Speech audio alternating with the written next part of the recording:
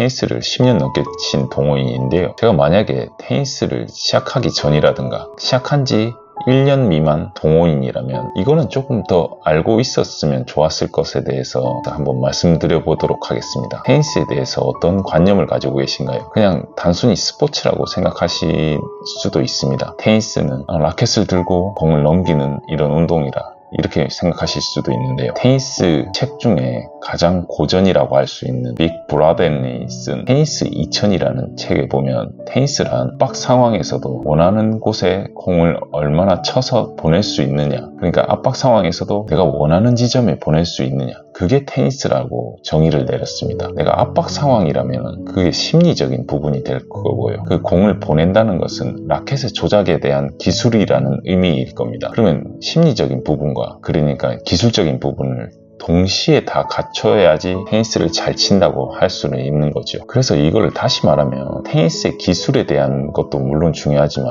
어떤 심리적인 옥죄어옴, 그러니까 내가 긴박한 상황에서도 평정심을 유지하면서 공을 칠 수 있느냐, 이 부분도 상당히 중요하다는 말입니다. 학창 시절에 시험 준비를 생각하시면 도움이 되실 것 같습니다. 우리가 시험 준비하면서 엄청난 스트레스도 많이 받고 고통을 많이 받지 않습니까? 그렇지만 시험이 끝나고 나서 지식이 많이 늘고 성장했다는 느낌을 받지 않습니까? 테니스도 이와 마찬가지로 매 게임이 시험을 치는 과정이라고 생각할 수 있습니다. 재미적인 요소와 괴로움적인 어떤 요소가 동시에 가미된 게 테니스이다 보니까 테니스에 한번 빠지면 평생도록 테니스를 즐길 수 있습니다. 이것이 어떻게 보면 테니스에 대한 가장 큰 장점이죠. 그리고 두 번째는 다른 운동과 다르게 운동신경보다는 연습이나 훈련, 노력이 상당히 중요한 요소입니다. 테니스와 같이 기술 기반의 스포츠는 반복 연습이 상당히 필요하더라고요. 이런 시간을 좀 단축시키기 위해서 레슨을 책도 찾아보고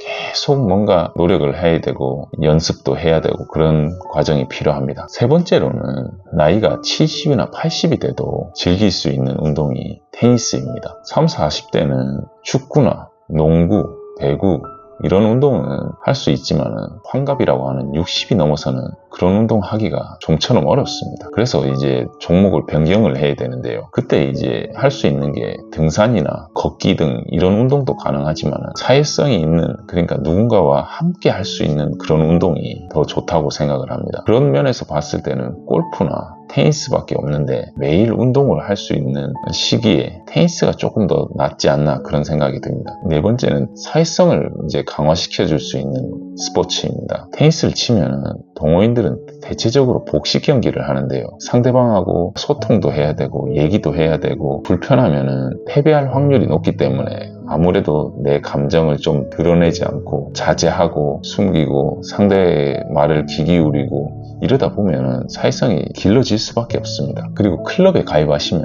그 클럽에 한 수십 명 되는 동호인분들과 가까이 유대관계도 지내고 대화도 하고 친해져야지만 같이 이분하고도 플레이하고 저분하고도 플레이를 할 수 있기 때문에 클럽 생활도 동시에 하다 보면 사회성이 상당히 좋아지고 삶의 질도 상당히 높아집니다. 마지막으로 경쟁을 통해서 자기개발 의지를 높일 수 있습니다. 테니스는 무승부가 나지 않는 스포츠입니다. 승패가 나기 때문에 승부욕이 계속 높아질 수밖에 없는 운동입니다. 누구나 승리하고 싶지 패배하고 싶은 사람은 잘 없지 않습니까? 승리를 하려면 내가 노력을 해야 되고, 예를 들어 계속 패배를 했다면 이 자기 자신을 한번 되돌아볼 수 있는 계기가 되거든요. 내 자신의 어떤 단점에 대해서 계속 생각하거든요. 그런데 우리가 일상을 살다 보면은 자기 자신에 대해서 생각할 그런 겨를이 잘 없습니다. 테니스를 통해 가지고 자기 자신을 한번 되돌아볼 수 있거든요. 그 단점을 좀 개선시키려고 노력하다 보면 그게 자기 개발로 이어지는 경우가 많습니다. 다른 어떤 영역에서도 더 개발하려는 그런 마음을 많이 갖게 되더라고요. 이상으로 테니스를